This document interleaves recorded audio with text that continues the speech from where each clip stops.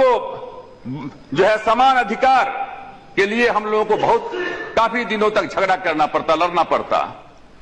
अंग्रेज ने सारे कुरीतियों में से बहुत कुरीति को उन्होंने खत्म करने का काम किया, एक सिस्टम देने का काम किया। बाबा साहब अम्बेडकर ये पूना पैक्ट, बहुत लोग कहते हैं आरक्षण आरक्षण आरक्षण क्यों हो, मैं उस पर बाद में आऊंगा। लेकिन ये पूना पैक्ट क्यों लगाया गया था? अंग्रेज ने कहा था कि देश की आजादी मिलेगी। बाबा साहब अम्बेडकर ने कहा था हमारा क्या होगा।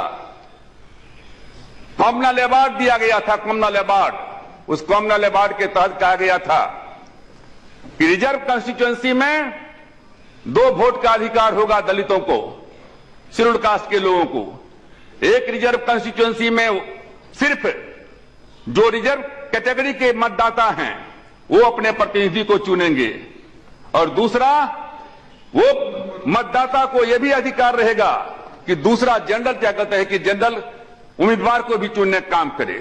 इस पर हुआ कि देश में जो है काफी डिवीजन हो जाएगा, और फिर बाबा महात्मा गांधी जी को अनशन के ऊपर में जाना पड़ा अरबदा जेल में, और अनशन के बाद जो है काफी दिनों के बाद जो है पूना पैक्ट हुआ, और उसके बाद क्या कहते हैं कि आरक्षण की जो सारी प्रक्रिया है, ये सारी की सारी प्रक्रिया जो क्या कहते हैं कि लाई गई। इसलिए मैं आपसे कहना चाहता हूं, जहां तक सवाल है, सवाल ये नहीं है कौन हिंदू है कौन मुसलमान है, सवाल है कौन देसी है कौन विदेशी है। मुसलमान 2 थे, एक मुसलमान था इब्राहिम लोदी और एक मुसलमान था बाबर। बाबर जब आया था देश में तो बाबर के साथ में कौन लड़ने का काम किया था? इब्राहिम लोदी ने लड़ने का काम किया था। एक देसी था एक विदेशी था। देश की आजादी मिली, फांसी के फंदे को चूम लिया, खुदीराम बोस हिंदू था।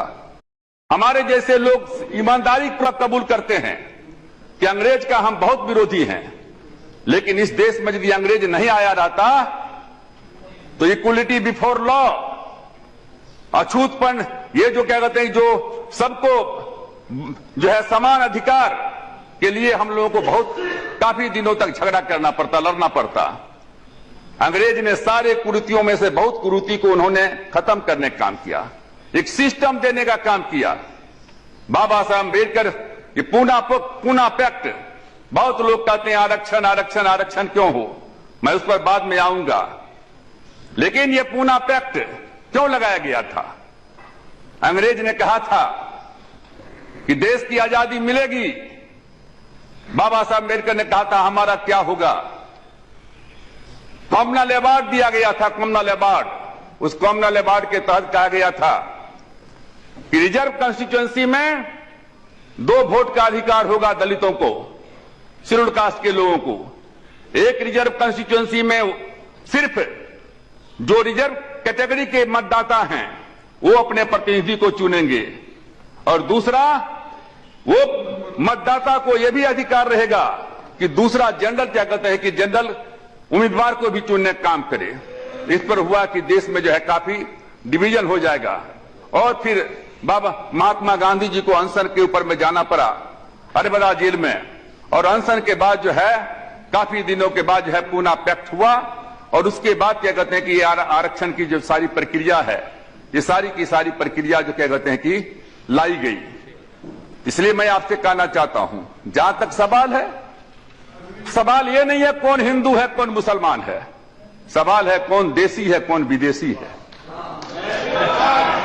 मुसलमान 2 थे, एक मुसलमान था इब्राहिम लोदी और एक मुसलमान था बाबर।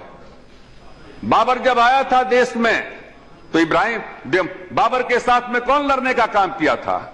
इब्राहिम लोदी ने लड़ने का काम किया था। एक देसी था एक विदेशी था।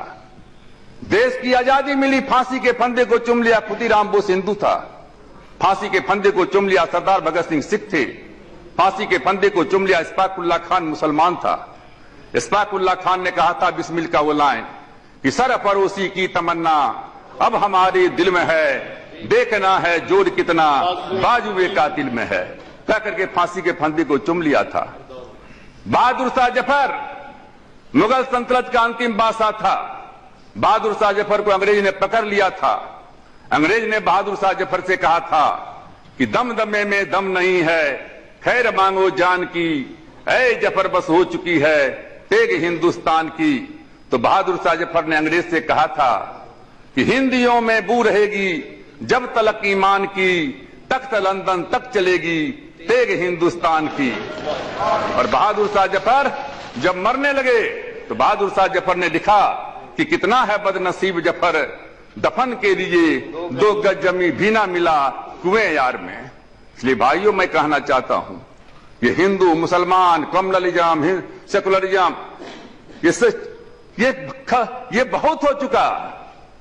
आप बताओ आजादी के 66 साल के बाद भी आज दलितों की स्थिति क्या है, आज पिछड़ों की स्थिति क्या है, आज मुसलमानों की स्थिति क्या है, आज गरीबों की स्थिति क्या है। हमने कहा था यहां हुकुमदेव भाई बैठे हुए हैं, डॉक्टर लोहिया, डॉक्टर राम मनोहर लोहिया, हम लोग कब से नारा लगाते थे, संयुक्त सोशलिस्ट पार्टी में थे, उस समय से हम लोग नारा लगाते थे, कहते थे संसो पाने गांधी बांधी गांठ, पिछड़ा पावे 100 में 60, राजपाट है किसके हाथ, अंग्रेजी और ऊंची जात का क्या पहचान, गिटपिट बोले करे न काम, छोटी जात का क्या पहचान, करे काम और सहे अपमान। अंग्रेजी यहां से चले गए, अंग्रेजी को भी जाना है, अंग्रेजी में काम न होगा, फिर से देश गुलाम न होगा। राष्ट्रपति का बेटा हो या चपरासी का हो संतान, बिरला या गरीब का बेटा, सबकी शिक्षा एक समान। करखनिया दामों का कीमत आने खर्च से डौरा हो, अन्न की दाम की घटती बढ़ती आने शेर के भीतर हो। जो जमीन को जोते बोबे वो जमीन का मालिक है, जुल्म करो मत जुल्म सहो मत, जीना है तो मरना सीखो, कदम कदम पर लड़ना सीखो। ये सारा का सारा हम लोग उस समय से लड़ते आ रहे हैं, आज भी क्या कहते कोई चीज चल रहा है। इसलिए मैं उपाध्यक्ष जी मैं आपसे कहना चाहता हूं, मैं आपसे कहना चाहता हूं कि कोई संविधान कितना भी अच्छा क्यों ना हो, यदि उसे लागू करने वाले लोग बुरे निकले